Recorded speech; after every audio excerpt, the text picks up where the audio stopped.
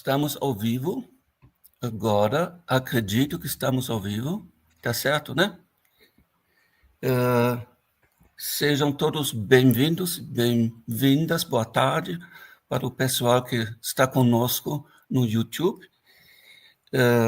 Eu estou abrindo o nosso terceiro colóquio internacional dos estudos ecocríticos UFPE-UTFPE, que se chama Ressonâncias, Literatura e Natureza no século XIX, como vocês sabem. E todo mundo tem a programação. Eu não preciso fazer mais, explicar muita coisa, porque já perdemos um pouquinho do tempo, porque o professor Greg só conseguiu entrar agora. Mas acho que uns 15 minutos, com tempo, como se diz tradicionalmente, não tem problema. Eu vou agora simplesmente apresentar rapidinho o professor Greg Garrard, que vai falar conosco, né? Ele leciona e pesquisa na University of British Columbia, em Canadá. A página da sua Faculdade de Estudos Criativos e Críticos, esse é o nome da faculdade, apresenta ele como an English-sounding Canadian, o que seria algo como canadense com sotaque inglês. Achei interessante essa observação. É porque ele começou sua carreira acadêmica na Grã-Bretanha, onde fez mestrado e doutorado e começou a lecionar. Professor Greg é uma das figuras mais conhecidas da crítica ambiental no mundo todo.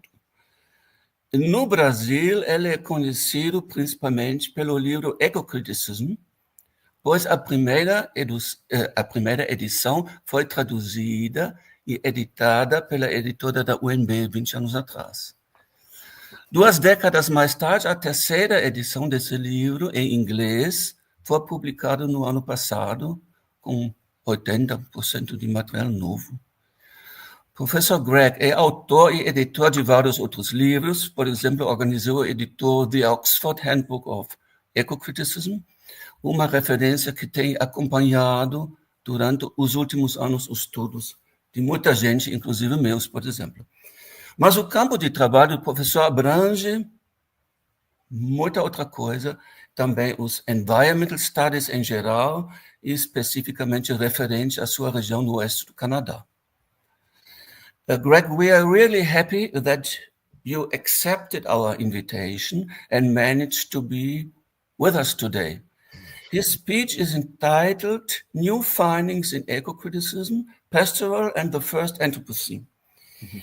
Vamos projetar na tela o texto traduzido durante a sua palestra. No final, teremos tempo para fazer perguntas e abrir um debate. Dear Professor Greg, welcome to Curitiba, Southern Brazil, even if your presence here is only digitally. We are now very much looking forward to your speech. Thank you, Klaus, and thank you to the organizing committee, and please accept my apologies for getting the time difference wrong and arriving late to my own presentation. I'm very sorry for that. I slightly changed the title to make it a little broader than I'd originally imagined, and so what I'm going to present here today is what I'm calling a new history of nature. And many of the things that I'll be talking about today were new research findings that I read up on and incorporated within the new 3rd edition of my book, Ecocriticism. The 1st edition, as you perhaps know, was also translated into Portuguese and published by the University Press of Brasilia. And this, in the process of writing this 3rd edition, I learned a great deal, and I also changed my mind about quite a lot of things. I realized in some cases, such as my account of the history of apocalypse, that I'd actually been wrong about them in the 1st edition. And so there were a lot of changes that I made. One of the other really substantial changes in the 3rd edition is that in the 1st edition, the indigenous writing and thinking about indigeneity got half of one chapter. In the new edition, there is a full chapter, which is also now the longest chapter in the book, and which really, I think, tries to reconceptualize the concept of the notion of kind of ecological indigeneity, as that's the sort of phrase that I'm using in the context of that chapter. And some of those ideas are represented here in this talk. So much, this is now the piece that I sent that Klaus translated. Many thanks for that.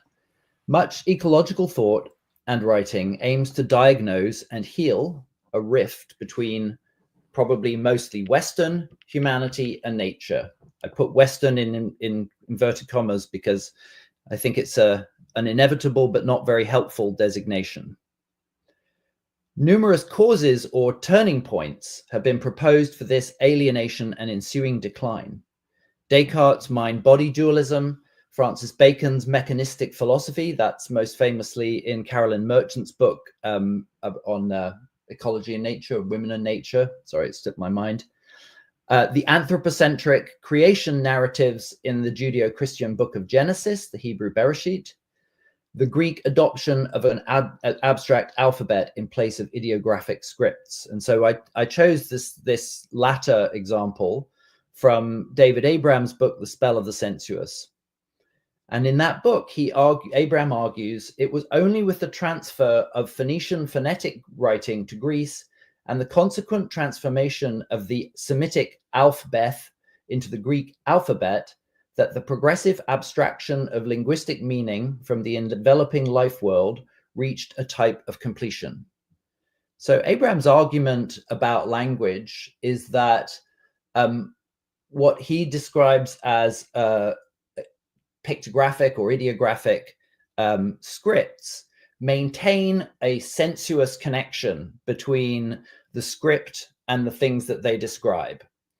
Whereas, according to Abraham, the alphabet, as it was implemented by the Greeks and then adopted into broader European culture, is purely phonetic up to a point, and therefore there is it loses, he says, the connection between signifier and signified, as we might say.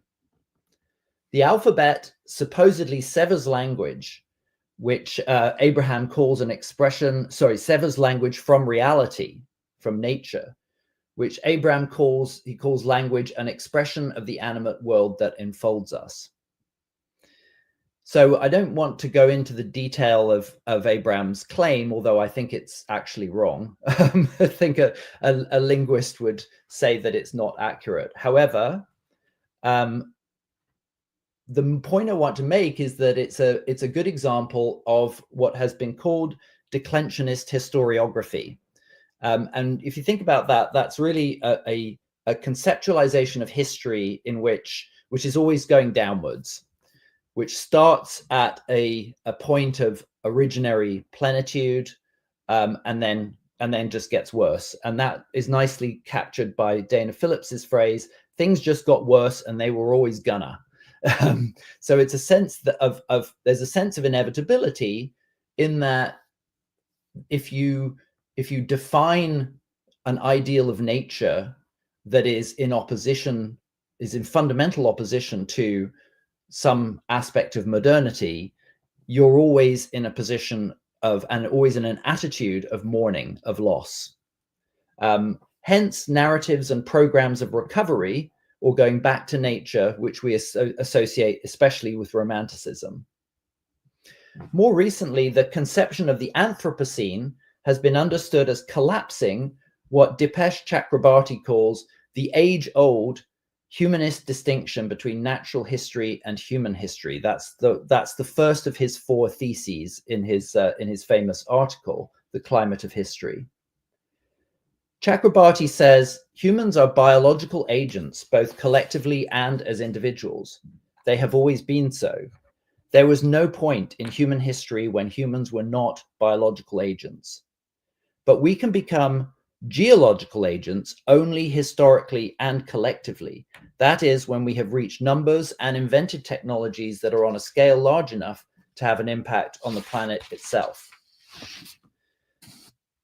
However, I would say that even if a suitable golden spike, this is the term used by stratigraphers who define the differences of geological ages, even if a golden spike can be identified to the satisfaction of stratigraphers, e.g. the sedimented layer of radioactive plutonium isotopes from atmospheric nuclear weapons tests, geological agency, what that means, cannot be unequivocally defined. Anthropogenic climate change may be discerned before the post-1945 Great Acceleration, preferred by Earth system scientists as the beginning of the Anthropocene. Perhaps geological agency is older, and the humanist distinction between nature and history is younger than Chakrabarty thinks. The question I want to explore today is whether and what if what this alienation, this supposed alienation of humanity and nature is actually a symptom of modernity, not the cause of our ecological crisis. What if the distinction between natural and human history is itself historicized? What if what we think of as separation from nature is an all too brief and transient delusion? And so to address this question, we can call upon two kinds of history. One is more familiar to us in ecocriticism as a history of culture and ideas. And the other is environmental history and historical ecology. And it's worth saying that environmental history itself has sort of two overlapping but distinct tendencies. Some environmental history really is sort of history of ideas about nature, and some environmental history is more biased towards material changes, though that distinction itself is questionable. And then at a certain boundary, it encounters a branch of ecology which is historical. So historical ecology could be seen as a sort of more scientific and empirical version of environmental history. So let's first consider the history of ideas. Robert Watson's wonderful book, Back to Nature, traces anxiety about the schism of civilized humanity and nature to the Renaissance. So this is, several hundred years before Romanticism, European Romanticism. What looks to modernize like early environmentalist sentiment, what would later evolve into that sentiment, originally functioned as an analogy. Civilization is to nature as perception is to reality. Pastoralism was part of a broad primitivism. The nostalgia that appears to concern a lost ecology also laments a lost epistemology. As the persistent references to the Garden of Eden suggest, the movement back to nature in the Renaissance, he's saying, was partly a code for a drive back towards some posited original certainty, a drive baffled by paradox and by history, leaving the pastoralist merely posing with his back to nature. So Watson tracks the consequence of a shift from Reformation concern about mediation between man and God, the central consideration, the central argument of the Reformation, to proto-romantic anxiety about how representations, both linguistic and in visual art, how representations mediate between man and nature. And if I hadn't gotten the time difference wrong, I would like to have looked at some of his examples. He is particularly, a lot of the book is actually about European visual art, and he discusses some of my most favorite paintings in European art by Vermeer and others, and in Dutch landscape school, to look at how they implicitly interrogate, they implicitly seek both to overcome this this emerging distinction between humanity and reality through our minds and reality, as it were, and at the same time, as he said, are baffled by paradox. As I think sort of Timothy Morton observed, that, the more language a nature writer uses to try to overcome the gap between thought and reality, the more thought, the more language you end up having. And so this kind of continual grasping after reality, this continual effort to get beyond representation, inevitably generates further representations. And the point about this is that this is a within European thought, this is a self-generated anxiety. And the thing that has struck me most in kind of rethinking some of this research is the degree to which self-generated anxieties and culturally constructed dualities can both enable and constrain. So I think about an analogous and a related distinction is the duality of mind and body.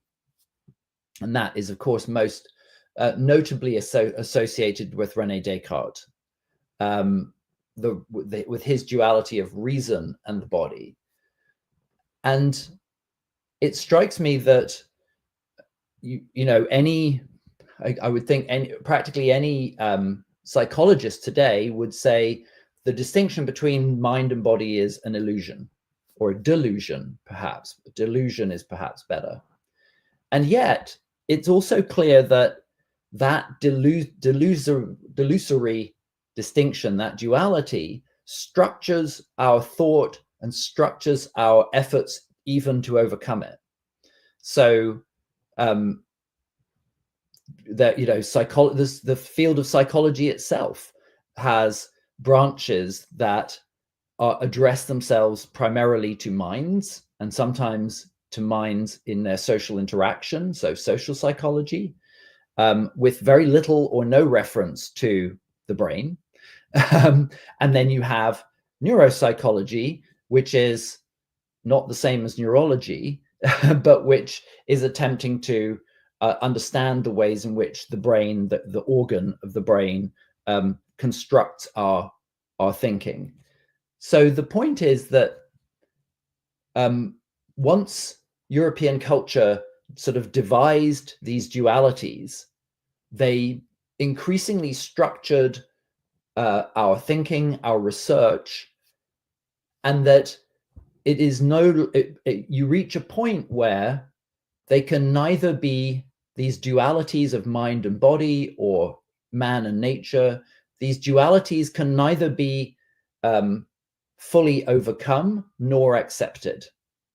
So we're sort of stuck with the duality of culture and nature, even as we recognize that it is a historical and actually a confusing distinction, a distinction that causes us to sort of misrecognize and misunderstand phenomena.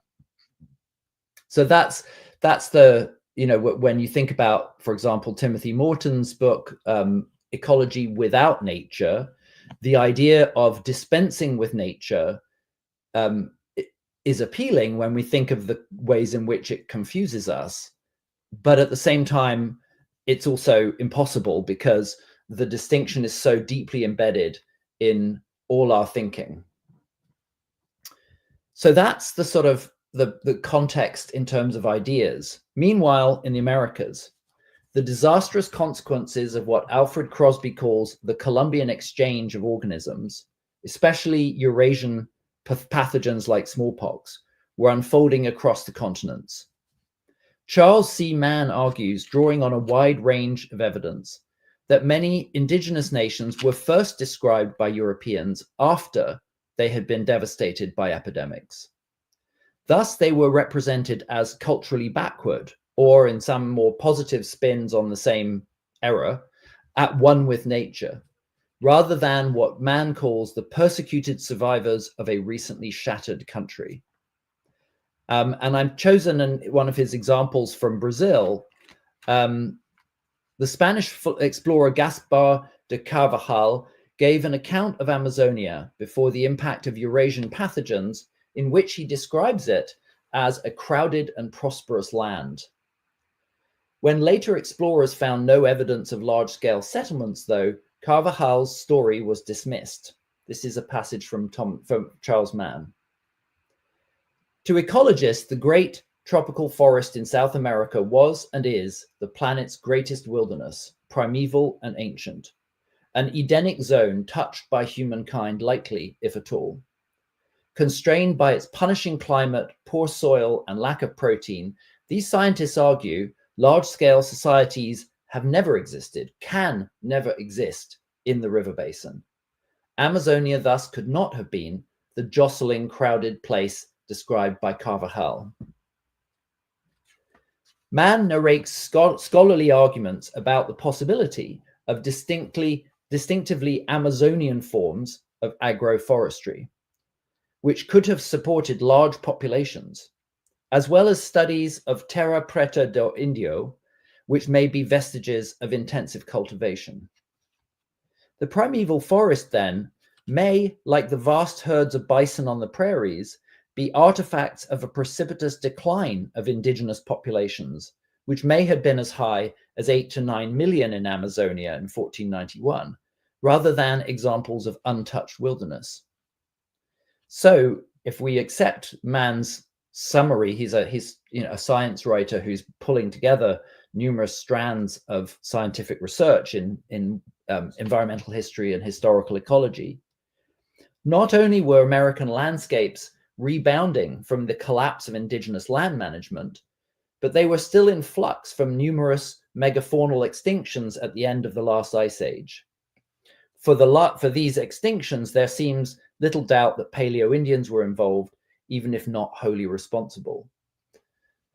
And so I think there's a couple of important consequences that come from this. One is that the idea of indigenous people being in harmony with nature in a sort of static sense does not fit with the clearly dynamic nature of the ecological history of the Americas over the probably 15 to 20,000 years of human occupation before colonialism, European colonialism.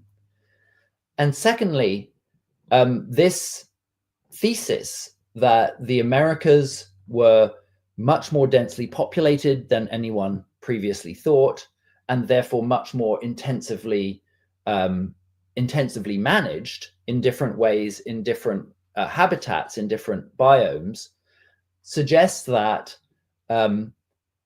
what Europeans saw as either Amazonian or Northeastern American wilderness was actually a kind of historical artifact of the aftermath of epidemics that took place beyond the reach of Europeans' perceptions. So these epidemics happened without European observers recording them, and so they misrecognized the wilderness as sort of eternal, as sublime, as a status quo ante, when actually it was just the latest turn in thousands of years of major ecological change in the Americas.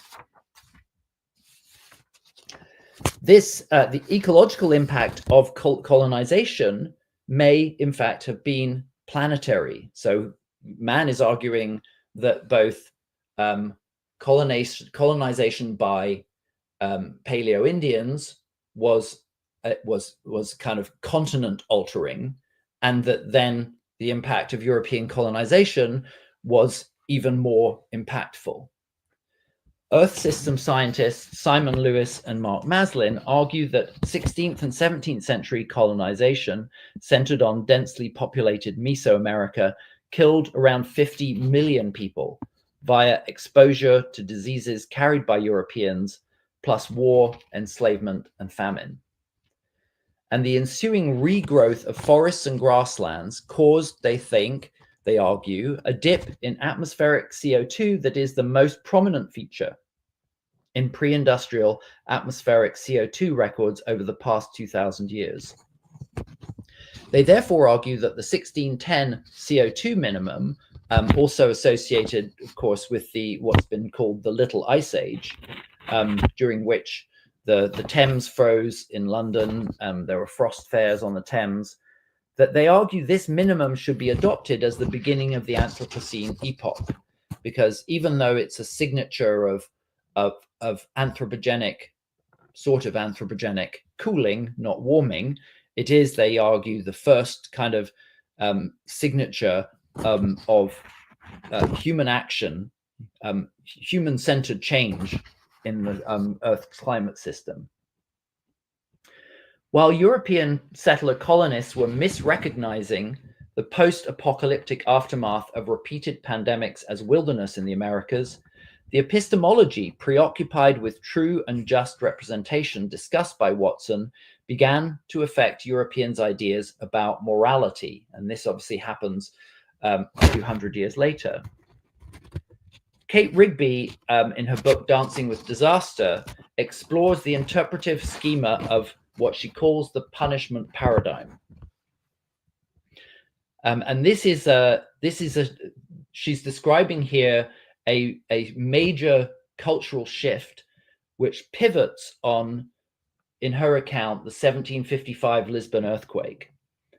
So whereas before 1755, and she acknowledges this is an artificial sort of break in some ways, before 1755, the overwhelmingly dominant idea was that disasters were messages from God, that messages that were intended to convey some human fault, some human failings, and that the proper response to those disasters was to identify a culprit or culprits whose failings was God trying to punish.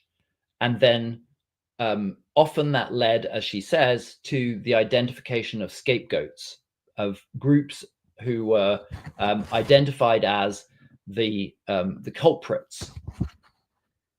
Across all cultures throughout the world for most of human history, natural disasters, as they became known in English only during the latter part of the 19th century, were interpreted very differently, namely as a response to human wrongdoing on the part of God or the gods, or an indwelling power inherent in the sacred order of things. In this hermeneutic horizon, morality and materiality, social relations and natural phenomena were understood to be interrelated. How people comported themselves with one another and with others had environmental consequence. And environmental disturbances, especially big ones, had moral, religious, and political reverberations.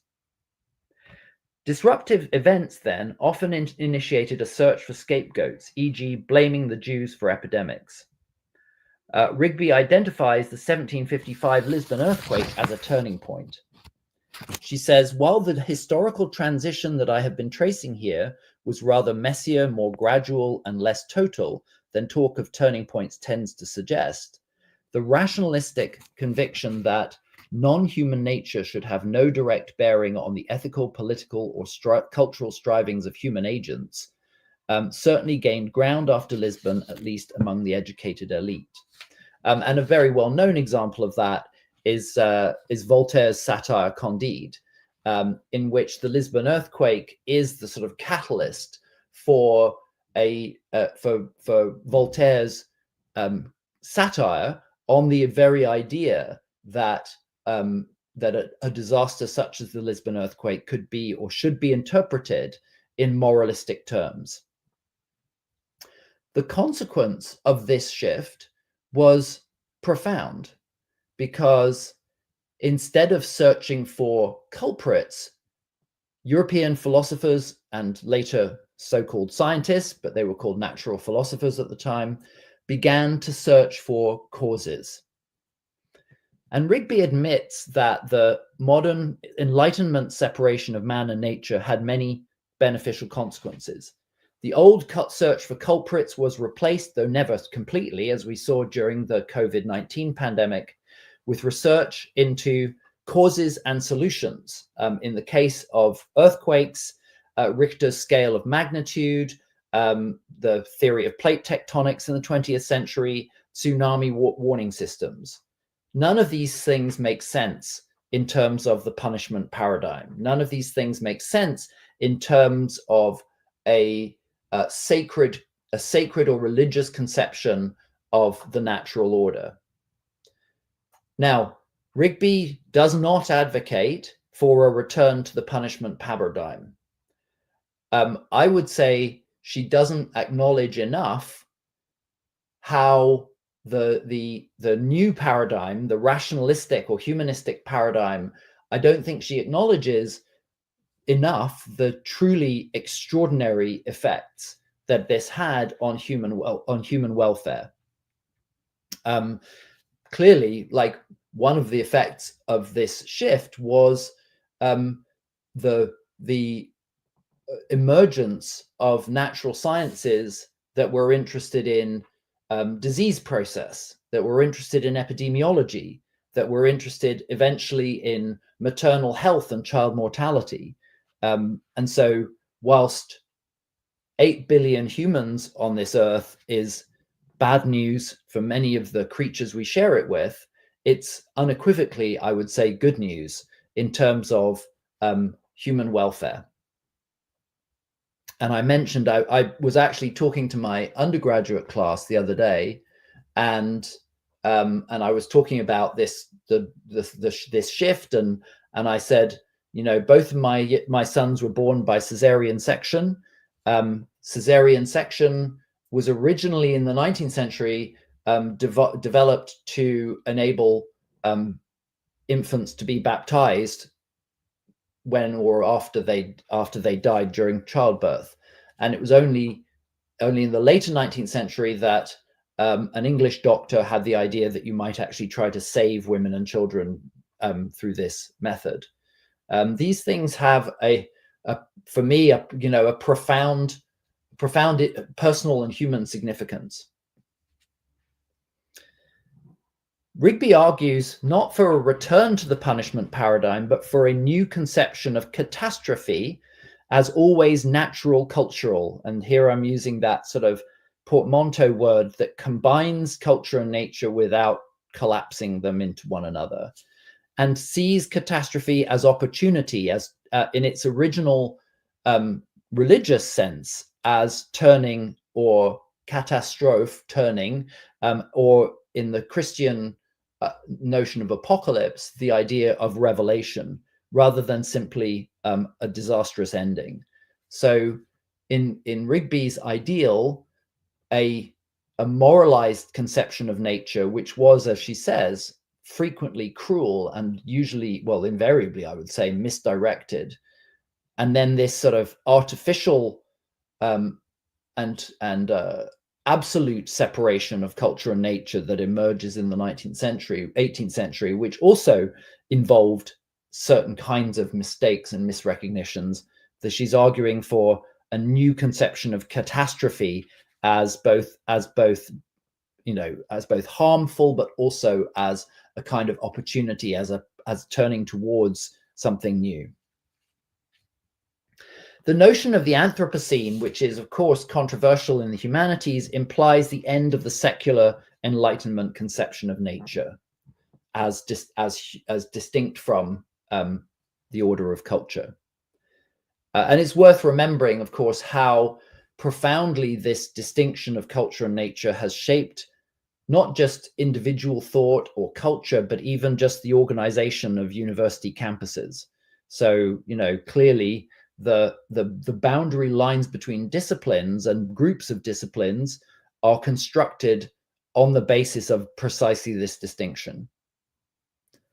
Dipesh Chakrabarty is not alone in finding the advent of the Anthropocene, announced at the turn of the millennium but backdated to 1950 and the proliferation of atmospheric nuclear tests, as profoundly disorientating. A further irony of historical research, though, is that 19th and early 20th century scientists got there first, as Laura Dassault-Walls explains. This was one of the most remarkable things that I learned in doing the research for the third edition.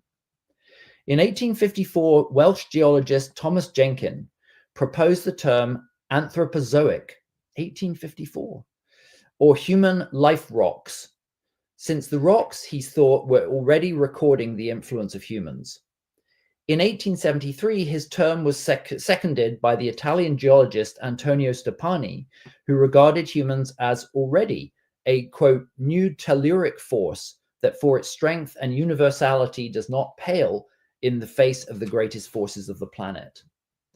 Others too proposed variations on the concept, such that, Walls argues, the historical puzzle is not how the 19th century could have conceived humans as geological agents, but how the 21st century could have forgotten this. Taking up this puzzle, Simon Lewis and Mark Maslin trace the parallel rise of a competing term originated by Lyell in 1830, the Holocene or recent epochs, naming, and this is my emphasis here, one of the distinguishing features of the Holocene as the presence of humans. In time, Western geologists increasingly settled on the term Holocene, yet they shifted its meaning by uncoupling it from Lyell's original association with human impact, thus erasing the concept's troubling associations with human-caused environmental damage. This shift prompted atmospheric chemist Paul Crutzen in 2000 to name our epoch the Anthropocene.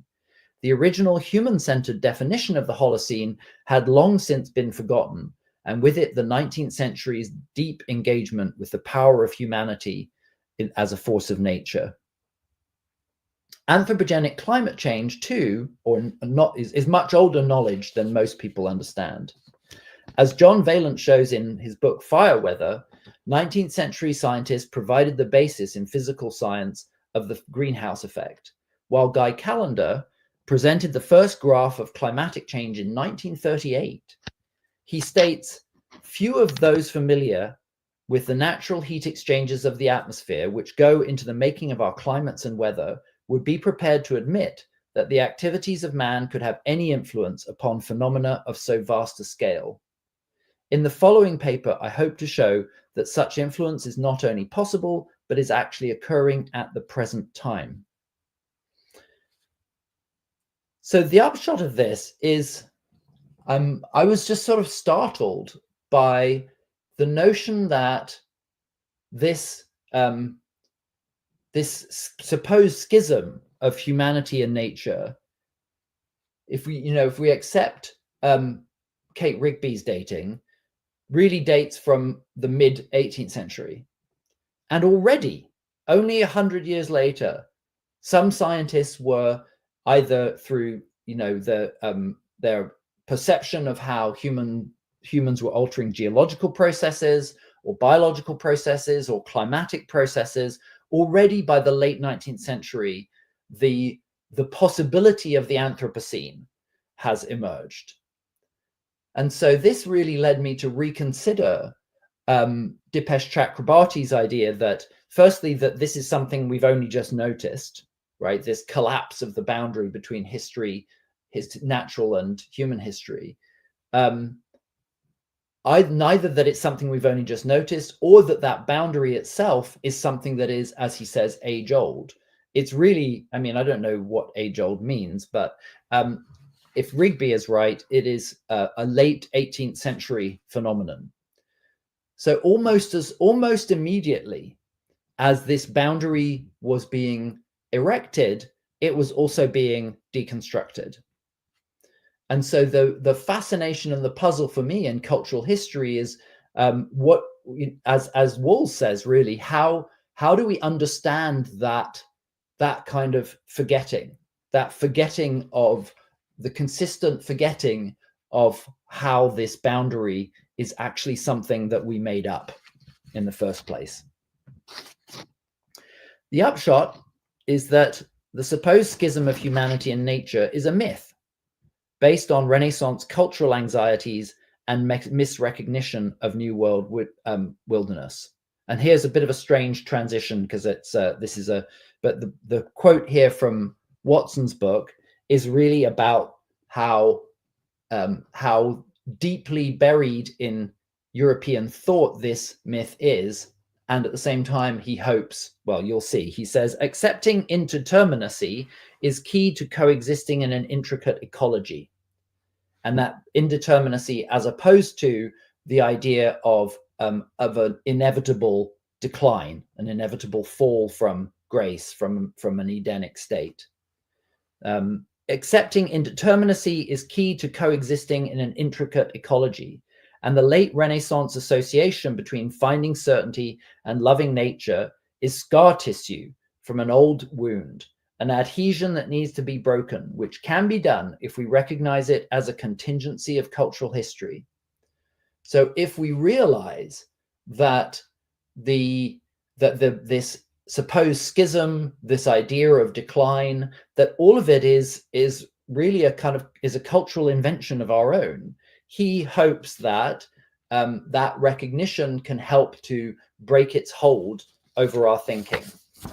I would like to hope so too, but part of what makes me skeptical is my experience in recent years of efforts to overcome disciplinary boundaries. And those boundaries are a very important way in which this task of, if you like, kind of re-entangling nature and culture, that task is made much, much harder because of disciplinary boundaries, which in some ways are only ever getting deeper as specialization continues.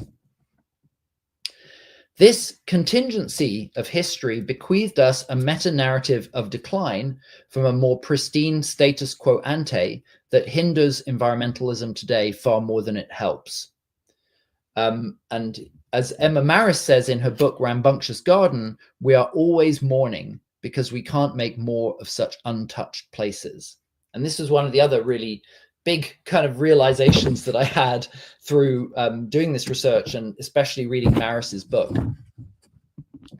Indeed, if wildness means lack of human intervention and wilderness implies conformity to an originary baseline state, the conflation of these two terms in the American wilderness cult can be seen as a historical mistake deriving from conservationists' lack of knowledge of indigenous land uses before the epidemic struck.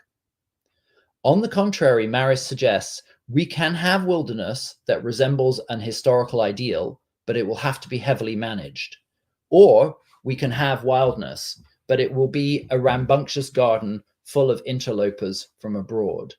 And recently I've been working with a couple of colleagues, a former graduate student and a postdoc in invasion biology, in thinking about how the scientific field of invasion biology is, I think, deeply shaped and structured by this idea of wilderness and wildness. It has been described as an Edenic science in its effort to sort of undo modernity and return to, or at least approximate, a status quo ante. So these ideas have enormous implications both for the sciences of conservation and for the politics of environmentalism. Meanwhile, the secularization of nature, if not its supposed autonomy from humanity, is too deeply embedded in globalized science, healthcare, and risk management to contemplate re-enchantment, even if that were desirable. So I agree with Kate Rigby here that any sort of return to the punishment paradigm, which I think she's right to see as part of the idea of the enchantment of nature, which many, I think, eco-critics find appealing, I think that that punishment paradigm is gone for good, and I mean for good. It's good that it's gone. Ursula Heiss's book, Imagining Extinction, which is another that has been enormously influential on me in recent years, acknowledges that the difficulty of moving beyond these entrenched ideas. The question is whether and how it might be possible to move environmentalism beyond the stereotypical narrative of the decline of nature without turning it into progress boosterism. Now that the notion of nature itself has become tenuous ground, what might be the foundation for a new kind of environmentalism? And that's the question that I will leave you with. Thank you very much for listening.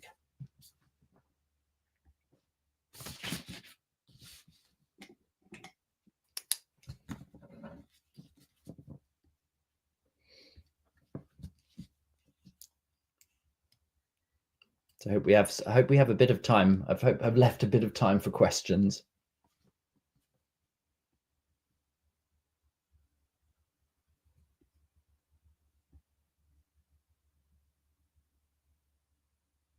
Oh, there. Oh, yes, good. I thought I was alone just then.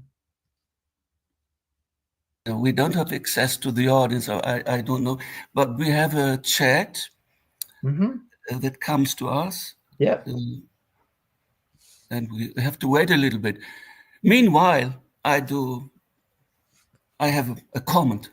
Yes. Perhaps while we are waiting, I'm a fan of the Romantic Pastoral.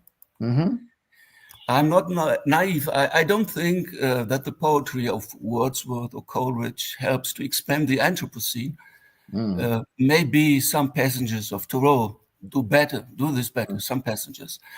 But we know that literature doesn't have the function to explain anything. Its practical use is unimportant. What we do when we read Romantic poetry or Thoreau is to engage with the aesthetic approach to nature. Yes, an approach that always goes hand in hand with an ethic commitment, aesthetic and ethic. We do love what is beautiful, even in some ecological sense of the word, and we tend to protect the things we love. Yes. In this sense, I guess the romantics are never outdated. Yeah. So I think that there's the role of romantic literature, and that's also where I certainly started writing and thinking about this. The role of romantic literature, or any literature actually, I think has an interesting sort of duality to it, because on one level there is the sort of function of celebration, and celebration in a way that we might ideally, hopefully, find inspiring and productive. But then literature also, including Thoreau, including the Romantics, literature also can have and does have a culturally critical function. And I think that is often what at least some people in eco-criticism have always been interested in exploring. So it can be both celebratory, but also reflective and also critical. Again, I didn't include it here, but one of the most influential books that I read for the third edition was by Alan Buell at the University of Toronto. And Buell is interested. He actually kind of moves into literature the Alfred Crosby's idea of the Columbian exchange of creatures, and it's an extraordinary book. And one of the things that he argues is that in the late 18th, early 19th century, not only were the colonies in a state of massive sort of ecological flux, but Britain too was experiencing this massive, importation of especially plant species, not so much animal species, and Buell finds in Romantic literature actually quite a sort of sophisticated grasp of an understanding and reflection on what he calls traveling natures, not the sort of the static nature of the sublime, the aesthetic version of the pastoral, but actually a more sort of sophisticated and reflective understanding of the role of colonialism in changing British landscapes too. And that was fascinating to me, partly because I wrote many, like 2-3 decades ago, God knows, an article about rhododendrons. So way back, late 90s, I wrote an article about rhododendrons and about how they had been, when they first arrived in the British Isles, they were seen as exotic, and that they were, they had to be kept in greenhouses and looked after very carefully, because that was the kind of dominant frame for any foreign plant. Like, it was just sort of assumed that everything was kind of foreign and fragile. And then really quickly, I say quickly, within about 100 years, the rhododendron had moved out of the greenhouse into the forest. And then there's a really remarkable poem from the late 19th century by a fan of the Romantics. In fact, one of the people who constructed the idea of Romanticism retrospectively. And he imagines himself in a forest, walking through a forest with John Keats, and enjoying the forest and its rhododendrons. And I thought, that's remarkable. It's as if he has naturalized, not only naturalized Romanticism, but he's also naturalized the rhododendron. And then 100 years later again, it had been denaturalized and identified as an invasive foreigner. Invasive species, yeah. Right? And so this to me was such a fascinating, and I never did anything with it at the time. I was just like, oh, that's interesting. And then I didn't take it any further. But Buell's book is a much more sophisticated and informed version of that. And he argues that we really need to take seriously the reality that the natures that the Romantic poets described and celebrated are not the natures we inhabit today. Right? They are just profoundly altered. And so, it's almost as if the sort of the celebration side is celebrating something that is inevitably lost, sort of pastoral in the bad sense, whereas the critical and reflective side of Romanticism, its understanding of the dynamism of colonialism and its impact on ecological change, that's the part, that's the version, that's kind of the good pastoral. Right?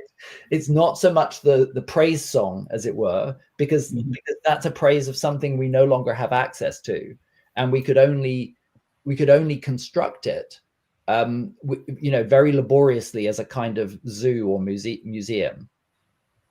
Emma Maris talks about in Hawaii, an area on one of the islands where they're trying to recreate a pre-colonial biome, and of course they have to put up a huge set fence and then kill everything inside it. and then plant native species, and then keep pulling out the seeds of all the non-native species. And this is her point, is that you can have something that feels like an originary wilderness, but it will not be wild, because you will have to maintain it all the time. Or you can have something wild, just let it go, but then it'll be, then you can't predict or control what it will be. Yes. So I think that idea of a kind of a critical, maybe this is also going back a long way in ecocriticism. There's a sort of celebratory pastoral and a critical pastoral, and it's the critical pastoral that we find more kind of authentic. I remember this famous novel of T.C. Boyle about this Californian isle. That's right. Yes. Yeah. So I've actually been teaching that this term. I've been teaching a course this term that's for an interdisciplinary course, teaching science and humanities students together, and I used T.C. Boyle's "When the Killing's Done." When the Killing's Done. Yeah, because it's a very clever and funny and sophisticated reading of invasive species eradication, and I think Boyle really, through the plot as much as through what the characters say, questions the idea of a kind of a return to nature. Yes. This return to nature is always deeply ironic, because the Park Service just has to keep doing different things. It ends up being, Ursula Heiser calls it a kind of surreal performance art. It's like, or kind of veering from one intervention to another intervention and another unintended consequence and so forth. And I think there's a lot to that. Janice. Thank you, Professor. Professor Garrard, there is a question from the audience. from Everton Torres. I will try and translate into English. If you could elaborate further on that, we would appreciate. He asks, if I have not misunderstood Professor Greg when he spoke of the possibility of the Anthropocene, is this theory not yet consolidated when we talk about ecocriticism? Isn't it not a consensus yet? That's a great question. So I haven't looked recently at what the geologists have decided. So there was a committee to examine the proposal of the Anthropocene. And I think most people expect that they will agree, and that agreement will be, kind of reflected in the official designation of this epoch, and we will, and then they will agree that most likely that 1950 is the golden spike. So there's the question of geologists, and in some ways that's there's arguments within geology about this, but I think that the notion of the Anthropocene is much bigger than geology, and as in fact many geologists understand, they can see this. And so I think that there is, well, in the humanities, it has, this kind of proposal has led to dozens of counter proposals for different scenes, different epochs, each of which is attempting to identify or narrow or be more specific about the culprit, because they're seeing the Anthropocene actually as being, kind of punishment paradigm, like who's to blame for this. And so many, so there have been proposals that, like the Capitalocene, it's like, no, it isn't humanity that's the problem, it's capitalism. Or the Plantation-ocene, or there's dozens of them. And, almost any humanist can kind of put forward their own scene, their own epoch, according to their sense of who is really to blame. I actually think that, for one thing, these proposals are, I think, a mistake, because they are kind of still stuck within a very narrow temporal framing. So, let's say we accepted Capitalocene, and then let's say capitalism ended disastrously 10 years from now or tomorrow. The Earth system effects of capitalism would continue without capitalism. And so, geologists tend to think in big time scales. That's what they're good at. And I think that all of the alternatives that I have seen are sort of sectarian in a way. They're people making an argument for their own kind of analysis. It's been pointed out that that it's not all humans, but disproportionately wealthy white people in developed countries who are responsible for these Earth system changes. Okay, but not forever.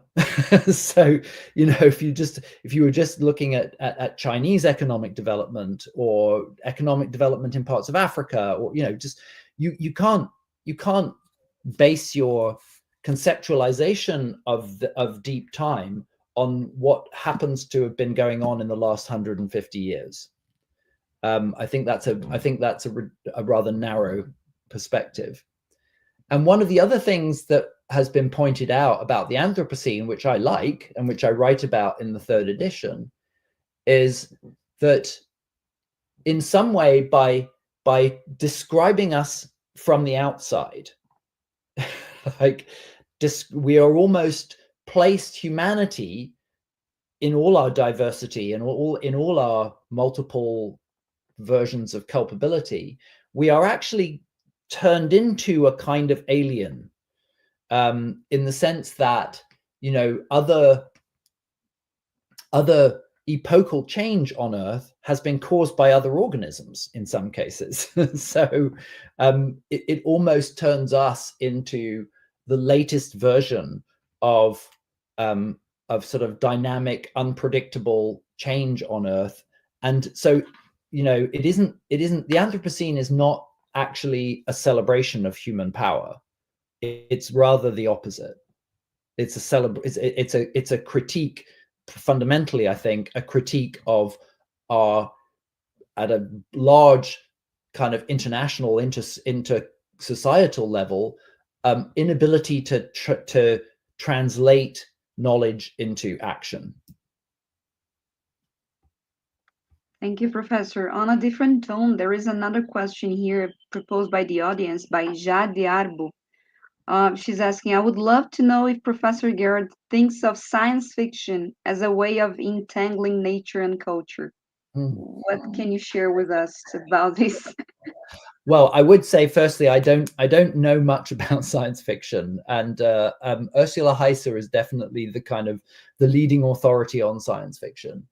But my sense is that at least, of course, there is a very strong tradition in science fiction of the sort of celebration of human power over nature.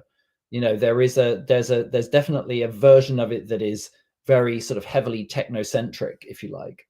But I also think that there's a version of science fiction, perhaps as there is a version of Pastoral, that is more critical and reflective, and that represents an understanding going back decades of the inadequacy of some of the conceptual boundaries that we live within. So I think that's a long time ago I taught a course on utopian fiction, and so I was reading, and so a lot of utopian fiction is kind of, and dystopian is kind of science fictional.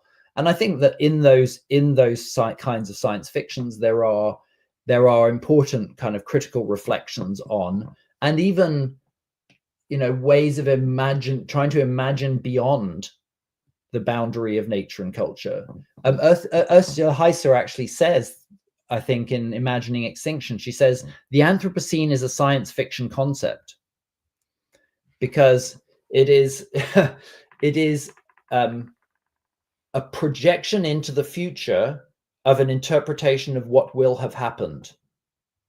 So, you know, the Anthropocene is happening now, but it's also an uncanny construct because it's not just what's happening now. It's actually, as geologists have to do, it's like, what will now become in the future? Like, how will now show up in the rocks, in the sedimentary rocks of the future? And so, you know, to identify, because Anthropocene is much more than climate change. It's also, for example, the massive alteration of hydrological cycles. It's also the enormous relocation of rocks into concrete and so forth. And so to a geologist, they are kind of science fiction observers. You know, they are the sort of alien observer who looks down upon our present and says, this is what will remain. Right? And it's not much to begin with. Like, they sort of automatically and unreflectively, you know, eliminate everything that us humanists think is important. Like, none of that survives. None of that will show up. Perfect. Thank you, Professor Garrard. There is one more question, actually, which last question. Yes, the last one. We have lots of questions on the chat, but we're not going to have the time to focus on them. But there is one, at least, that we could address, or Professor Garrard actually could address, because it talks directly to Ursula Heiss, the scholar that you have mentioned, and to the question that you posed at the end of your speech. So there is a question here posed by Priscila Prado Poesia.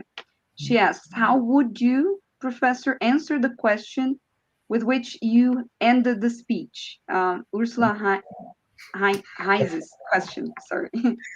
How would you, Professor, answer that? Yeah, I think that's a very, very difficult question, of course,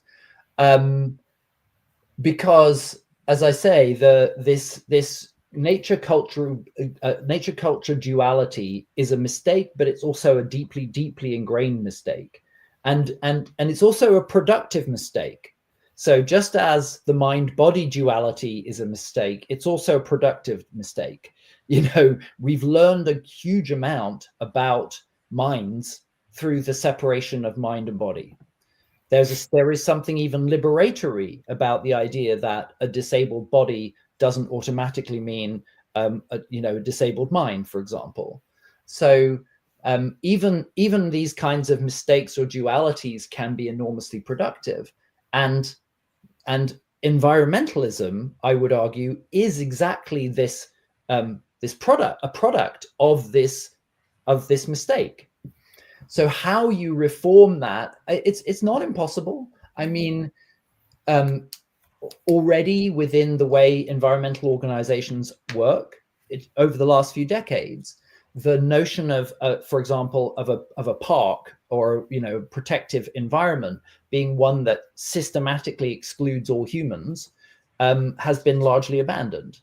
So, in North America and Canada, the national parks were all kind of created on the understanding that, and with the explicit physical exclusion of Indigenous people.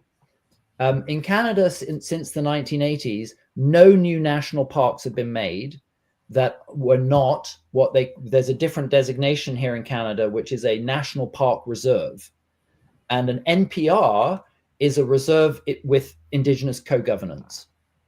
So there are no new national parks on the old model of the famous ones like Banff and Jasper, which involve the expulsion of Indigenous peoples. They are all integrated at the level of co-governance. And so I think that to me is a sign of exactly what I'm describing, and what I'm trying to, or like imagining, what I'm trying to do in my own work is to look at very specific examples of how conservation laws work in Canada, how national parks are being made in Canada, how people are advocating for invasive species eradication.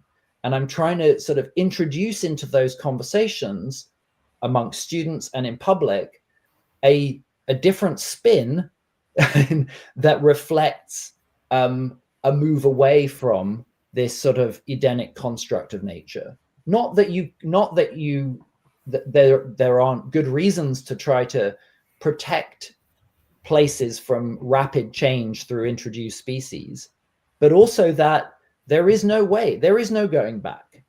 In fact, we shouldn't even want to go back. Going back is a lie. And so, like, where do you go, which is neither, laissez-faire, don't worry about introduced species, just let it all go, versus, trying to put nature back the way it was. I think there's another way of thinking about this, in which human creativity and our emotional and cultural attachments are an advantage rather than something that you want to kind of somehow exclude from the process. And that requires cross-disciplinary thinking and writing, and because the power, such as it is, the epistemological power, a bit of political power, it's all with the scientists.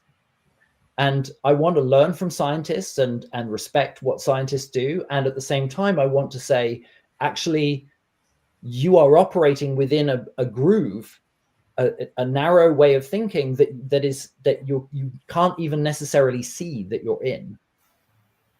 So it's kind of developing a sort of interdisciplinary model where the humanities is about helping scientists to see that actually what they're doing is operating within a narrow constraint, and that is leading to, I think, missed opportunities for more constructive policy. Okay, Greg, Thank you. we would love to continue this conversation. It's great. Yeah. Many questions left, but no time left. Yes. Yeah, and I'm so sorry I came late. And I'd also just like to say, I've as you know, Klaus, I think I've hosted a couple of Brazilian visiting international research students, and found that a really wonderful and productive process. So I would certainly welcome people kind of getting in touch if they have if they're interested in the kind of work that I'm doing, or if they have their own interest they'd like to explore, then I would certainly be open to that. Okay, we stay in contact. Okay. Thank you very much. Wonderful. We have to switch now to the other platform, Of course. to Google Meet. Yeah. That was a great speech of yours, and we're very happy. Many thanks. Thank you. Thanks a lot. Thank you, Professor. It was a pleasure. Thank you. Bye. Janice, a gente vai para a